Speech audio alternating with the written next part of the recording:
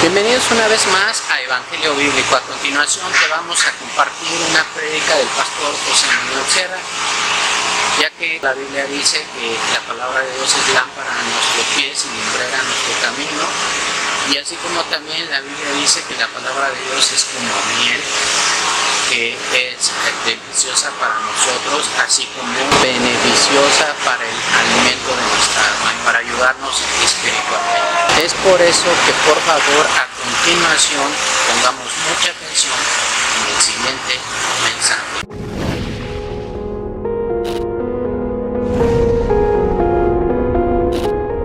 Que cuando nuestra vida está en las manos del Señor y nuestra vida está en orden, cuando estamos bien con el Señor, no cuando estamos de cualquier manera, sino cuando estamos bien, en orden, en obediencia, en santidad, la Biblia dice que los que aman a Dios, todas las cosas le ayudan a bien.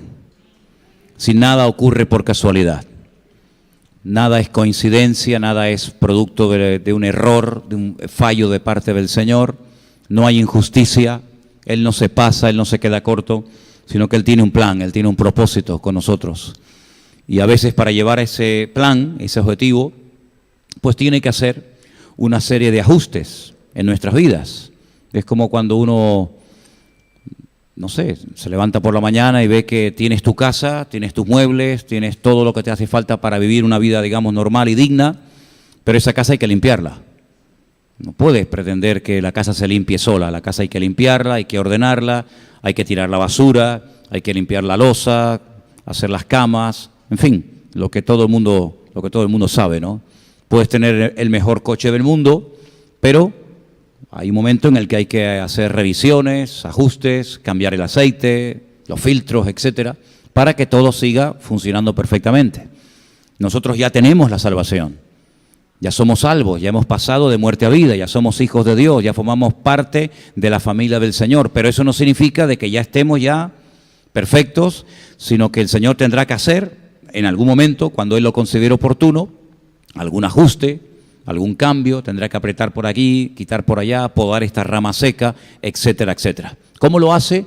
Bueno, por un sistema que todos conocemos y vamos a estudiarlo una vez más en esta tarde, y es a través de pruebas, ¿vale? No confundan el tema de las pruebas con las tentaciones, porque entonces ya te vas a hacer un lío tremendo. Las tentaciones no vienen nunca de parte del Señor. Dios no puede ser tentado por el mal, ni Él tienta a nadie. Las tentaciones son producto de Satanás. Es el objetivo del diablo, hacerte tropezar, hacerte caer, debilitarte, enfermarte, apartarte de los caminos del Señor, que tires la toalla y que vuelvas atrás. ¿Cómo lo hace? A través de tentaciones, a través de ofertas, a través de ataques que te lanza de muy diversas maneras. El apóstol Pablo utiliza una expresión en la carta a los Efesios capítulo 6 cuando dice que son dardos de fuego, que él lanza. Él se ampara o él, digamos, se apoya en aquella costumbre, en aquellos tiempos de los flecheros, de los arqueros, cuando mojaban la punta de la flecha, ¿verdad?, con algo que le ponían en la punta en aceite, le prendían fuego y la lanzaban. Eso es un dardo de fuego, y dice que la única manera de poder resistir y estar firmes en el día malo es con el escudo de la fe, ¿ves? Estando bien armado con toda la armadura de Dios, todos los ataques, adversidades, maquinaciones del diablo, todas y cada una pueden ser neutralizadas. Porque la tentación siempre es apartarte del Señor, nunca es positiva, siempre viene para hacerte daño, siempre viene para alejarte de sus caminos. La primera tentación, libro de Génesis, capítulo 3, dice la Biblia que Satanás vino y le dijo a Eva: lo que Dios te ha dicho no es verdad, no le creas, te está mintiendo, no morirás. Esa fue la primera tentación, y después de esa, miles y miles y millones de tentaciones, las cuales vinieron a lo largo de la historia, hasta el mismísimo Señor Jesucristo, ¿saben?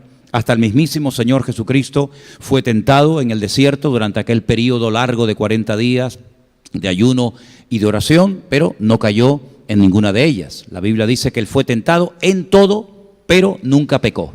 No estamos hablando de esto, queremos hablar de la prueba. La prueba no la manda el diablo, las pruebas las manda el Señor. No tiene que pedirle permiso a ningún creyente, El Señor tiene toda la libertad para probarnos cuando Él quiera, como Él quiera y el tiempo que Él quiera. Eso tenemos que tenerlo bien claro en nuestra vida. Nunca vamos a saber cuándo nos puede venir una prueba. No podemos evitar ser probados, podemos evitar ser tentados. La Biblia dice, orad para que no entréis en tentación. Pero no podemos orar para no ser probados nunca. Sería una barbaridad, sería un disparate decirle al Señor, no me pruebes, no me trates, no me cambies. Y sería una barbaridad porque nos quedaríamos raquíticos, nos quedaríamos enanos, anoréxicos, espiritualmente hablando. Así que el Señor en cualquier momento, cuando menos te lo esperas, Él puede venir a probar tu fe, puede venir a probar tu paciencia, puede venir a probar el área de la vida nuestra que Él crea que necesita un ajuste. Ahora, vamos a ver en varios pasajes de la Biblia en esta tarde, cuándo le vino la prueba a algunas personas. Y yo quiero llevarles al libro del Génesis, concretamente al capítulo 22, por favor. Primer libro de la Biblia, capítulo 22, el versículo 1, Génesis 22, 1, dice literalmente así la palabra. Aconteció después de estas cosas que probó Dios a Abraham y le dijo, Abraham, y él respondió, heme aquí. Vuelvo otra vez a leer el pasaje. Aconteció después de estas cosas que probó Dios a Abraham y le dijo, Abraham, y él respondió, heme aquí. Dice, después de estas cosas, ¿de qué cosas? Después de qué cosas que hizo o dijo Abraham vino la prueba. Capítulo 21 nos habla acerca del nacimiento, por fin, del hijo de la promesa, de Isaac. Durante años el niño no venía, durante años la promesa no se cumplía, hasta que por fin Isaac es una realidad. Ya son mayores, tanto el padre como la madre. No hay ninguna posibilidad, humanamente hablando, de que ambos fueran padres, pero para Dios no hay nada imposible. Dios lo había prometido y lo que Dios promete se va a cumplir sí o sí. El niño nace y a continuación comienzan una serie de problemas en el hogar. La Biblia nos enseña que él ya había tenido otro hijo, con la criada, con su sierva Agar, una egipcia, que el faraón se la regaló, y él salió de Egipto, pero Egipto se fue con él, o por lo menos un trozo, una parte de Egipto se fue con él. Como el niño no nacía, como la promesa aparentemente no se cumplía y pasaban 30 años y no pasaba nada, su esposa le propone que tenga relaciones, como era la costumbre en aquel tiempo, con una de sus criadas, en este caso con Agar, queda embarazada y nace un niño. De esa relación nace un niño llamado Ismael. Con el paso del tiempo, tanto Agar como Ismael eran un problema en el hogar. Y el Señor le dice a Abraham que tiene que tomar una decisión difícil, una decisión dura. No siempre lo que Dios nos va a decir nos va a agradar. No siempre lo que Dios nos va a decir o a ordenar le va a agradar a nuestra carne. En este caso, el Señor le decía que tenía que expulsar a la madre y al hijo, a Ismael y a Agar. Era una decisión dura, difícil, dolorosa. Era su hijo. Pero el Señor le dice que no se preocupe, que si él obedece al Señor, si él es valiente y él obedece lo que el Señor le está pidiendo, el Señor va a cuidar de la vida de ese niño, como así ha sido.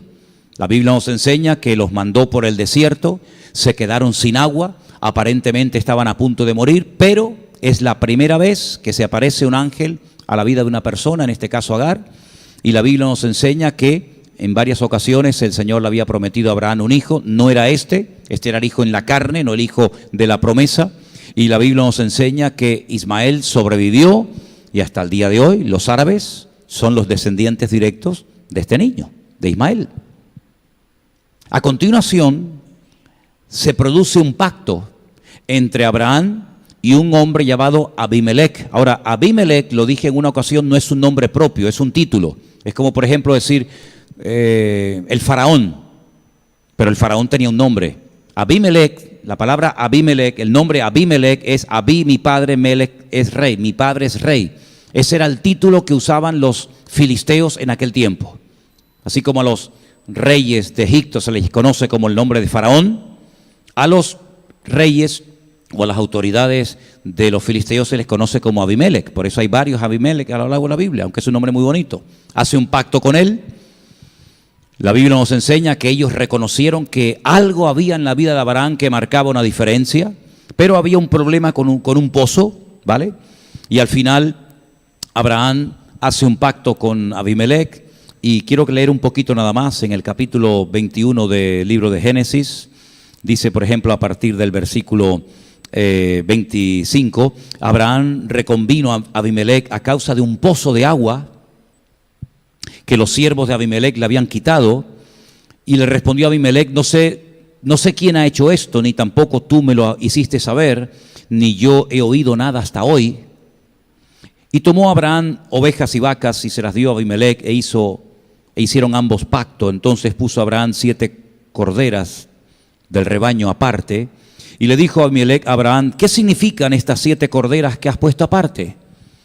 Y él le respondió: que estas 7 corderas tomarás de mi mano para que me sirvan de testimonio de que yo cavé este pozo. Por esto llamó a aquel lugar, y de ahí viene el nombre Beer-sheba, porque allí hicieron un pacto. La palabra Beer-sheba significa el lugar de los 7 pozos. Beer en hebreo es pozo, Sheba es el número 7, el lugar de los 7 pozos. Y a continuación de estos actos, a continuación de estas cosas tan interesantes que ocurren en la vida de Abraham, su nacimiento, el nacimiento de Isaac, la expulsión de Ismael de su casa y de Agar, el pacto que hace con Abimelec, sí, cosas aparentemente normales, algunas de ellas más difíciles que otras. Dice, después de estas cosas, Dios vino a probar a Abraham. Es decir, él llevaba, digamos, una vida normal. Vemos que, y he mencionado estas cosas que estaban sucediendo antes de la prueba, para que vieran que Abraham no estaba andando mal. Abraham, al contrario, se portaba bien con la gente. Abraham estaba contento porque había nacido un hijo, y bueno, un tanto triste porque tenía que expulsar a otro, pero era lo que Dios le pedía. Es decir, él no estaba pecando, él no estaba desobedeciendo, él estaba haciendo una vida normal. A veces nace un hijo, a otro tengo que despedirlo, ahora tengo que arreglar el problema con este pozo que me cerraron hace años los filisteos, ahora hago un pacto con esta gente, una vida normal. Y en esa vida normal, ¡pum!, le cae una prueba. Y es que vuelvo a repetir lo que dije al comienzo. No sabemos cuándo, cómo van a venir las pruebas a nuestra vida. No son un castigo. Vemos que la prueba que el Señor le va a mandar a Abraham no es un castigo. Nadie, por favor, crea a la mentira de que, bueno, algo estoy haciendo mal, Dios me está castigando. Dios no castiga con pruebas. Dios tiene otros métodos para disciplinarnos, ¿sí? Dios tiene otras formas para castigarnos, pero no son las pruebas un castigo. ¿Saben qué son las pruebas? Una bendición. Es todo lo contrario. Las pruebas es la señal de que Dios está invirtiendo tiempo en mí. Algo el Señor quiere sacar de mí, algo me quiere mostrar el Señor que me está probando. ¿Cuánto tiempo durará la prueba? Solo Él lo sabe. Así que las pruebas son para nuestro beneficio espiritual, para nuestro crecimiento, para acercarnos al Señor. No son aspectos de injusticia por parte de Dios. Las pruebas que vienen a nuestras vidas son diseñadas específicamente por la mano del Señor.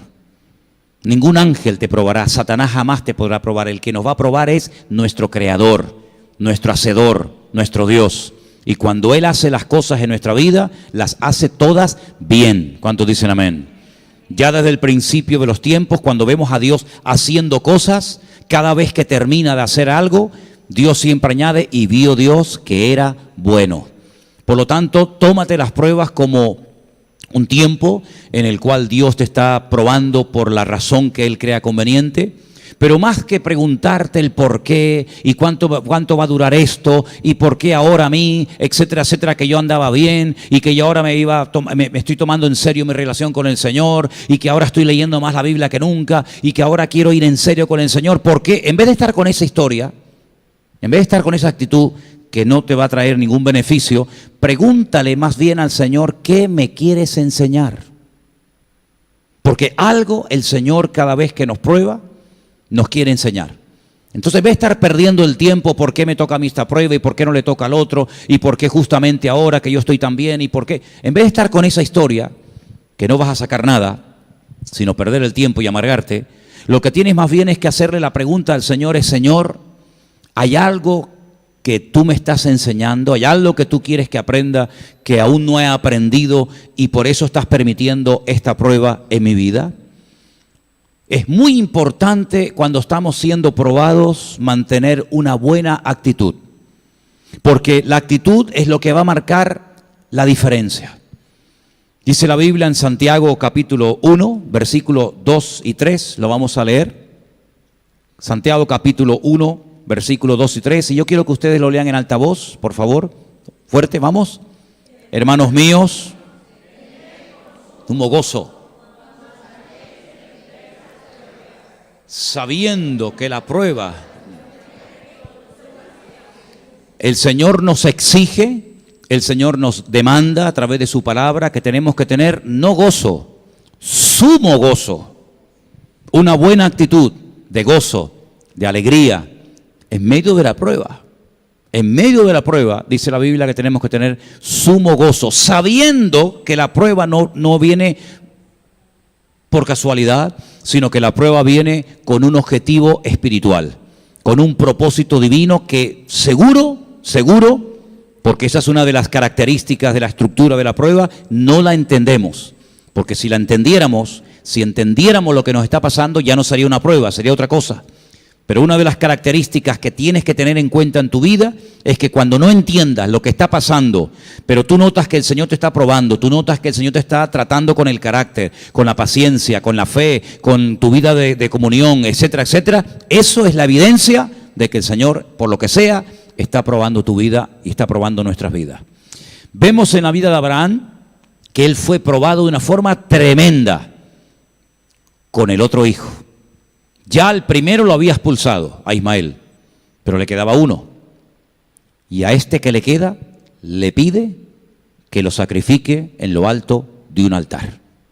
Así que si la primera prueba fue tremenda, la segunda es superior. ¿Qué es más fuerte? ¿Expulsarlo o matarlo? ¿Mandarlo por el desierto para que se muera lentamente o subir a lo alto de un monte y sacrificarlo? Bueno, las dos pruebas son tremendas, pero ¿sabes? La primera prueba de expulsar a su hijo de la casa lo preparó para esta segunda prueba. Y es que cada prueba que tengamos nos capacita para poder soportar la siguiente que nos vendrá. ¿Cuántos dicen amén? Ahora, fijaros que solamente Dios le pidió a Abraham que sacrificara a un hijo. A David, por ejemplo, nunca se lo pidió. ¿Se acuerdan cuando leímos el otro día que uno de los hijos de David se autoproclamó rey, Adonías, y dice que David nunca le llamó la atención? Vemos que esta era algo normal en la vida de David como padre. Nunca le llamó la atención a ninguno de sus hijos, ni a Absalón, ni a Adonías, a nadie, a ninguno. Seguramente si el Señor le hubiera pedido al rey David que sacrificara sobre un altar a uno de sus hijos, yo no sé si David lo hubiera hecho. Le pedías otra cosa y la hacía al momento, pero con la familia David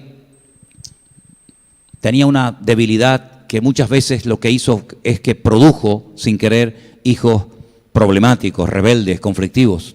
Sin embargo, Abraham le pide que sacrifique a su hijo y no duda. En ningún momento cuestiona a Dios. En ningún momento comienza a pensar, bueno, ¿y cómo lo voy a sacrificar? Pero si este es el hijo de la promesa, si al otro lo eché, no sé nada de él, no sé lo que habrá pasado, si se murió o sigue vivo en el desierto. El único que me queda después de 30 años de espera, ahora lo mato. No puede ser esto de Dios porque Él me lo dio y ahora cómo me lo quita. Él no cuestiona a Dios en ningún momento. Él demuestra una actitud excelente en medio de la prueba. No entiende nada, pero se levanta temprano a la mañana y se pega 3 días caminando desde el sur de Israel, donde él vivía, en Beersheba, hasta el monte Moriat, que está en Jerusalén, y no hay la más mínima queja en contra del Señor, porque él sabe que Dios lo ama, porque él sabe que Dios es bueno y porque él sabe que de alguna manera el Señor le dará fuerzas para salir victorioso de aquella prueba. Esa es la misma actitud que tenemos que tener nosotros. Pero he puesto el ejemplo de Abraham para que veáis que la prueba te puede caer en cualquier momento. Claro, me estoy portando mal, no estoy orando mucho, no me estoy congregando últimamente mucho en la iglesia, he bajado la guardia, el Señor me viene a probar. No necesariamente, no necesariamente. Voy a ponerles otro ejemplo que comentábamos anoche, Elena y yo en casa, acerca de un rey buenísimo, que viene haciendo las cosas estupendamente y de repente, ¡pum!, le viene una prueba tremenda. Quiero llevarles conmigo a Segunda de Crónicas, por favor. Segunda de Crónicas, capítulo 32. Es la historia del rey Ezequías. Ezequías es un buen rey, un hombre bueno, un hombre que, si ustedes leen su historia, que empieza en el capítulo 29, él es un hombre que abre las puertas del templo, restablece el culto, vuelve otra vez a darle prioridad e importancia a los asuntos espirituales en el pueblo, vuelve a poner a los sacerdotes, a los levitas, vuelve a poner a cada uno en su sitio, vuelve otra vez el culto, vuelve otra vez la alabanza en el templo, en la casa de Dios. Vuelven a celebrar la famosa fiesta de la Pascua, que hacía tiempo que no celebraban, capítulo 30. Un hombre que Dios lo está bendiciendo, Dios lo está ayudando de una manera extraordinaria. Capítulo 31 dice que él entra en un periodo de reorganizarlo todo. Todo estaba olvidado, todo era un desastre, las cosas de Dios ya no tenían ninguna importancia, pero él comienza a organizar, él comienza a dejarse utilizar por el Señor para que vuelva otra vez la alabanza, la adoración, los sacrificios, en definitiva, la vida espiritual. Y dice, por ejemplo, al final del capítulo 31, versículo 20, de esta manera hizo Ezequías en todo Judá y ejecutó lo bueno, recto y verdadero delante del Señor su Dios. Quiero volver a leer este versículo porque es buenísimo. Estoy en Segunda de Crónicas 31:20. De esta manera hizo el rey Ezequías en todo Judá. Ejecutó lo bueno, lo recto y lo verdadero delante del Señor su Dios. En todo cuanto emprendió en el servicio de la casa de Dios, de acuerdo con la ley y los mandamientos, buscó a su Dios. Lo hizo de todo corazón y fue prosperado. No hay nada malo. Es que te viene la prueba, te viene el ataque, porque estás haciendo... No, para nada. Tú vas a ver que la vida de Ezequías va todo bien, todo va en orden, sacrificándose, esforzándose, organizando las cosas para el Señor, ayudando a los demás a volver a reconciliarse con el Señor. Todo perfecto. No hay reproche alguno. Capítulo 32, verso 1. Después de estas cosas, ¿te das cuenta que el capítulo 32... Bueno, yo me acabo de dar cuenta ahora mismo. Yo me acabo de dar cuenta ahora mismo que el capítulo 32, versículo 1, empieza igual que el versículo de Génesis que acabamos de leer. ¿Os habéis dado cuenta? Hemos descubierto algo muy interesante. Después de estas cosas, Dios probó a Abraham. Y el versículo 32:1 empieza igual. Después de estas cosas, después de hacer las cosas bien, decentemente, del esfuerzo, del sacrificio, después de estas cosas y de la fidelidad, porque uno puede hacer muchas cosas, pero de mala manera. No. Después de estas cosas bien hechas y de su fidelidad, vino Sennacherib, rey de los asirios, e invadió Judá y acampó contra las ciudades fortificadas con la intención de conquistarlas. Viendo pues Ezequías la venida de Sennacherib y su intención de combatir Jerusalén, tuvo consejo con sus príncipes y con sus hombres y valientes para cegar las fuentes de agua que estaban fuera de la ciudad, y ellos le apoyaron. Reunió a todo el pueblo, cegaron todas las fuentes, el arroyo que corría a través del territorio, diciendo: ¿por qué han de hallar los reyes de Asiria muchas aguas cuando vengan? Después, con ánimo resuelto, edificó Ezequías todos los muros caídos, hizo alzar las torres y otro muro por fuera, fortificó además a Milo en la ciudad de David, Hizo también muchas espadas, escudos, puso capitanes. Y más adelante dice, esforzaos, animaos, no temáis, no tengáis miedo del rey de Asiria, de toda la multitud que con él viene, porque más hay con nosotros que con él. Con él está el brazo de carne, verso 8, más con nosotros está el Señor nuestro Dios para ayudarnos y pelear nuestras batallas. Y el pueblo tuvo confianza en las palabras de Ezequías, rey de Judá. Y pueden leer el resto del capítulo, que es una hermosura. ¿Cuándo le viene la prueba a Ezequías? En el mejor momento de su vida. ¿Sí o no?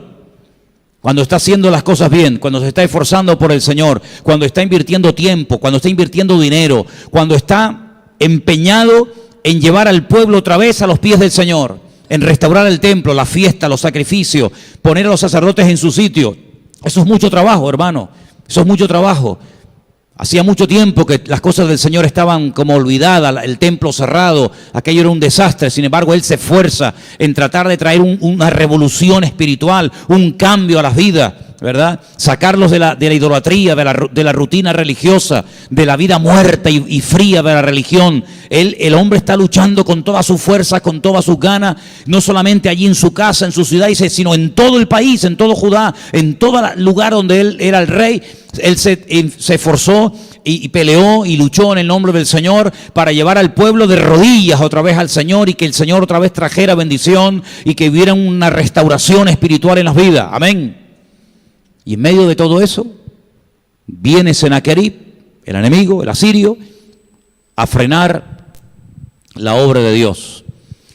¿Te das cuenta, hermanos, cómo a veces nos puede caer la prueba, la dificultad, el dardo de fuego, la maquinación diabólica en cualquier momento? ¿Te das cuenta? Y no porque uno ande mal, sino porque el Señor nos puede probar en cualquier momento. El objetivo de Sennacherib, ¿cuál era? Destruir al pueblo de Dios, frenar la obra de Dios, cerrar el templo, arrasar toda memoria y vestigio de Dios en el pueblo. Pero al mismo tiempo para Ezequías era una prueba. ¿Ahora qué vas a hacer? ¿Ahora qué vas a hacer? ¿Cómo vas a actuar?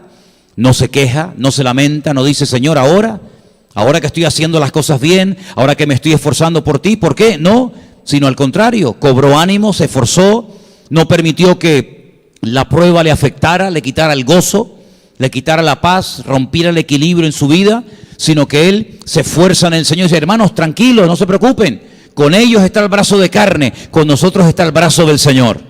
Más son los que están con nosotros que los que vienen contra nosotros. Palabras preciosas. Parece que había leído las cartas de Pablo del Nuevo Testamento, ¿verdad? Las pruebas nos pueden venir en cualquier momento. No son casuales, no son productos de equivocaciones de parte de Dios. Ay, esta prueba era para fulanito de tal, me equivoqué, te la mandé a ti. Sino que el Señor, que nos ama tanto y quiere lo mejor para cada uno de nosotros, nos puede probar como quiera y cuando quiera, a través del que menos te puedas imaginar. Puede utilizar a un marido, a una esposa, a un hijo, a un hermano, a un hombre del mundo. Puede utilizar lo que quiere y cuando quiera para probarnos. Y las pruebas generalmente lo que pretenden es que crezcamos, que maduremos, que le miremos a Él solamente, que nos agarremos a Él y en medio de la prueba pelear por Cristo. Orar, doblar las rodillas, no permitir que se contamine, que se envenene nuestro corazón con lamentos, con quejas. ¿Por qué? ¿Por qué? Sino, ¿para qué, Señor? ¿Para qué? ¿Qué tengo que aprender? Mira, hay pruebas que vienen para corregirme, ¿sí? Hay pruebas que pueden venir a mi vida de parte del Señor para corregir una actitud que no está bien. El Señor viene a corregirnos. Hay pruebas que vienen para mostrarnos algo que no vemos, pero que tenemos que ver y utilizarlo para la gloria del Señor. Hay pruebas que vienen para acercarme más a Él. Hay pruebas que vienen para elevar mi nivel de confianza en el Señor. Las puertas se cierran, no hay recursos, no hay posibilidad. Todo se cierra, no hay un panorama alentador delante de nosotros. Y viene la prueba y decimos, Dios mío, ¿qué hago? Refugiarnos en el Señor. Humanamente hablando, Sennacherib se iba a devorar, se iba a comer a Ezequías y a todo su ejército y a todo el país. Pero él clamó al Señor, él pidió de parte del pueblo un esfuerzo, que se animaran, que no se dejaran amedrentar, sacudir, y entonces dice la Biblia que obtuvieron una batalla realmente espectacular. El número de personas que venían contra Ezequías era inmenso. Fíjate que incluso le mandaron unas cartas, insultándolo, tratando de asustarle, de amedrentarlo, de que se atemorizara. Pero fíjate en el versículo 17, estamos en 2 de Crónicas 32, 17. Además de esto, escribió cartas que blasfemaban contra el Señor, el Dios de Israel. Hablaban contra él diciendo: como los dioses de las naciones, de los países, no pudieron librar a su pueblo de mis manos, tampoco el Dios de Ezequías librará al suyo de mis manos. Asustándolos, amedrentándolos, blasfemando el nombre del Señor. Terrible. Aquí hay un conflicto, aquí hay una guerra espiritual total. Clamaron a gran voz en judaico, en hebreo, al pueblo de Jerusalén que estaba sobre los muros, para espantarles, atemorizarles, a fin de poder tomar la ciudad. Fíjate, el enemigo hablando el idioma del pueblo de Israel para asustarles en su propia lengua, para asustarles en su propio idioma. Incluso a veces el enemigo utilizará la Biblia, manipulándola, tergiversándola y sacándola de contexto, para que te confundas a la hora de interpretar un texto bíblico. ¿Te acuerdas cuando el Satanás en el desierto le dice al Señor: no, pero hay un texto que dice: lánzate, que a sus ángeles mandará para que tu pie no tropiece en piedra? ¿Te acuerdas? Haciendo una mala utilización de la Escritura, manipulando la palabra. Esto es lo que estaba haciendo este hombre. Y dice el versículo 19: hablaron contra el Dios de Jerusalén como contra los dioses de los pueblos de la tierra, que son obra de mano de hombres. Es decir, el panorama era terrible, la prueba era tremenda. Qué lástima, ¿no? Con lo bien que venía todo, lo contentos que estábamos, lo unido que estaba el pueblo, ahora que ya habíamos comenzado otra vez los cultos, ahora que habíamos comenzado otra vez a alabar al Señor, ahora que otra vez estaban los levitas, los sacerdotes, los cantores, los trompeteros, todas las personas en su sitio, ahora nos viene la prueba, ahora nos viene este ataque. Pero dice en el versículo 20 que el rey Ezequías y el profeta Isaías, hijo de Amós, oraron por esto y clamaron al cielo. Lo mejor y más sabio que podemos hacer en medio de una prueba es clamar al Señor. Amén. Cuando no sepas qué hacer, clamar al Señor. El Señor envió un ángel, uno solo, el cual destruyó a todo valiente y esforzado y a los jefes y capitanes en el campamento del rey de Asiria. Este se volvió por tanto avergonzado a su tierra, y entrando en el templo de su Dios, allí lo mataron a espada sus propios hijos. ¿Qué te parece? Todo se le volvió en contra. Pero antes de que pasara esto, ellos oraron y clamaron con todo su corazón al Señor. ¿No dice la Biblia: clama a mí y yo te responderé? ¿Y qué dice? Y te enseñaré cosas grandes y ocultas que tú no conoces. Ahí hay una prueba. Clamaron: Señor, mira lo que nos están haciendo, de aquí no salimos, son más que nosotros, más poderosos, más fuertes, no podemos contra este pueblo. Pero clamaron juntos al Señor, se unieron en oración, y dice que este rey se volvió a su tierra avergonzado, y hasta sus propios hijos se levantaron contra él. Así salvó el Señor a Ezequías, versículo 22, y a los moradores de Jerusalén de las manos de Sennacherib, rey de Asiria, y de las manos de todos, y les dio reposo por todos lados. ¿Cuántos dicen amén? Siempre la prueba, si mantenemos una buena actitud, siempre termina bien, siempre. Es como los salmos. Empiezas a leer muchos salmos y el salmista está triste, está preocupado, lo están persiguiendo, está acongojado, está hecho polvo, está triste, no duerme, su alma está encarcelada, pero ningún salmo termina mal, nunca. Por muy mal que empiece al principio, donde tú ves el salmista abriendo su corazón, que está en agonía, que no puedo más, que no aguanto más, que al final el salmo siempre termina bien, exactamente igual que como Dios quiere que terminen las pruebas en nuestra vida. Pueden empezar duras, difíciles, no entiendo nada, por qué y tal y cual, pero siempre, si mantenemos una buena actitud, siempre termina bien. Muchos trajeron a Jerusalén ofrendas al Señor, ricos presentes a Ezequías, rey de Judá. Y fue muy engrandecido delante de todas las naciones después de esto. ¿Cuántos dicen amén? Así que la actitud es lo que marca la diferencia en la prueba. La actitud de confianza, la actitud de valentía, la actitud de decir: yo me agarro al Señor ahora más que nunca, porque la fe no es un llavero, La fe no es un jarrón que ponemos para presumir que la tenemos. La fe hay que usarla, y sobre todo en los tiempos de prueba. La fe iba a ser probada, y la fe superó el ataque de Sennacherib. Hizo que Sennacherib fuera humillado, que fuera muerto, y que nunca más se volviera a hablar de este personaje. La fe siempre triunfa sobre el temor. La fe siempre triunfa sobre el miedo. La fe es mucho más poderosa que cualquier dardo de fuego del maligno que el diablo pueda lanzar contra nuestra vida. Y la fe es lo que nos va a permitir salir victoriosos, mantenernos victoriosos y salir mucho más victoriosos después de haber sido probados. Amén. Pero la actitud hay que mantenerla siempre, siempre. ¿Por qué? Porque este rey tan bendecido, este rey tan prosperado, este rey que supo clamar y orar y esperar y confiar en el Señor y ver una victoria tremenda, y ver cómo Sennacherib, rey de Asiria, se iba humillado y avergonzado. Cuidado, porque en el versículo 14 dice: en aquel tiempo Ezequías enfermó de muerte y oró al Señor, quien le respondió y le dio una señal. Mas Ezequías no correspondió al bien que le había sido hecho, sino que se enalteció su corazón y vino la ira contra él, contra Judá y contra Jerusalén. ¿Te das cuenta? La victoria de ayer no es garantía de que hoy tendré victoria. Y la garantía de victoria mañana no es que hoy estoy en victoria. Es día a día una batalla. Empezamos de cero cada día. Ayer tuviste una victoria tremenda, viste la gloria y el poder de Dios manifestado en tu reino.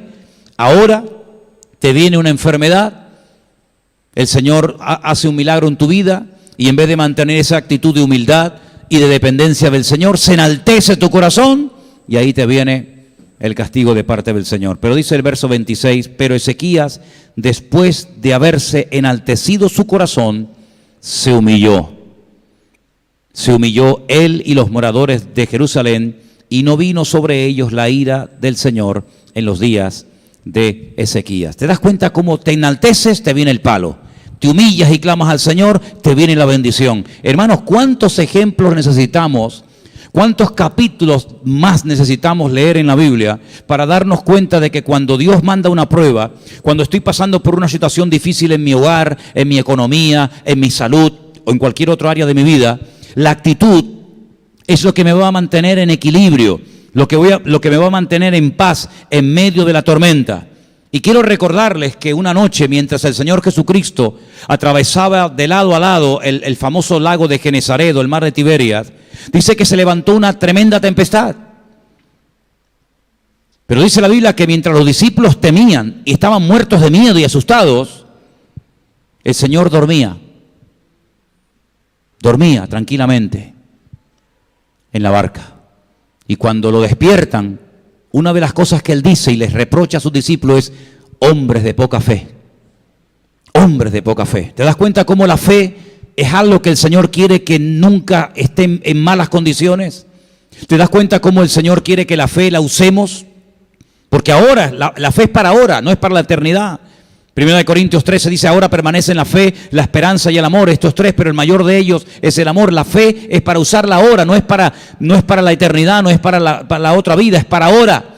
La fe nos va a ayudar a poder vivir en victoria. La fe nos va a ayudar a poder dar gracias en medio de la prueba y hacer lo que decía Santiago: tener sumo gozo cuando os halléis en diversas pruebas. Ahora, esa expresión, diversas pruebas, me llamó la atención. Tener por sumo gozo cuando os halléis en diversas pruebas. A veces podemos estar pasando en un momento pruebas diferentes, o a veces también hace referencia a las distintos tipos de pruebas que el Señor puede mandar a nuestra vida. ¿Y sabes en qué se inspiró Santiago para hablar esto de diversas pruebas? ¿De dónde viene esa expresión? Lo estuve analizando y resulta que se inspira en las distintas capas o pieles de los animales. No todos los animales no todas las vacas son iguales, sino que hay marrones, hay negras, hay manchadas, hay de diferentes colores, ¿verdad? Igual que las ovejas, igual que las cabras. Y él dice que así como en los animales no hay dos iguales, sino que hasta un buen pastor es capaz de diferenciar una oveja de otra, una cabra de otra por el color de su piel. Como dicen también que cuando, por ejemplo, las orcas o las ballenas sacan esa cola enorme, dicen que la cola, el dibujo de la cola, no hay dos iguales, como las rayas de una cebra. Parecen todas iguales, pero cuando le sacan fotografías, se dan cuenta de que cada cebra tiene las líneas, los colores, en una posición diferente a la otra, como las huellas digitales del ser humano. Exactamente igual ocurre con las pruebas. Son diferentes, son distintas. ¿Quién las elige? ¿Quién dice esta para ti ahora, esta para ti mañana? Esta no es para ti, esta es para dentro de un año. Si le doy esta prueba ahora lo mato. Esta prueba es para ahora, para prepararlo para la que le va a venir dentro de 6 meses. Y la de los 6 meses le va a preparar para la otra. ¿Quién las elige? ¿Quién decide el tiempo, el lugar y la hora de cada prueba?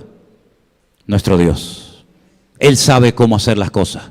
Aunque andemos por valle de sombra y de muerte, no temamos mal alguno, porque tú estarás conmigo. Amén, hermanos. Así que si estás pasando por algún tipo de prueba, de la índole que sea, confía en el Señor y Él hará. Mantente humilde, mantente cerca del Señor.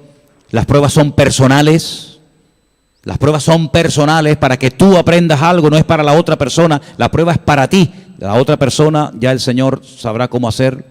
¿Qué a este Señor? El Señor dijo, tú sígame a mí y déjalo a Él, ¿verdad? La prueba es personal, es intransferible. No hay dos iguales, porque no hay dos creyentes iguales, como no hay dos hijos iguales.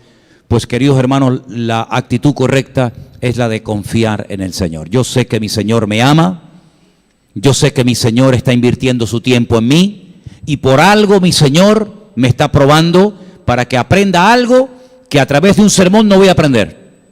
A través de un campamento no voy a aprender, pero a través de una prueba sí la voy a aprender y nunca la voy a olvidar. Pues ¿saben qué? Bienvenida a las pruebas cuando vienen de parte del Señor. ¿Cuántos dicen amén? Vamos a orar en esta tarde, hermano. Cierra ahí tus ojos donde estás y dale gracias. Es lo mejor que puedes hacer. Dale gracias al Señor. Dile gracias, gracias de todo corazón por las pruebas.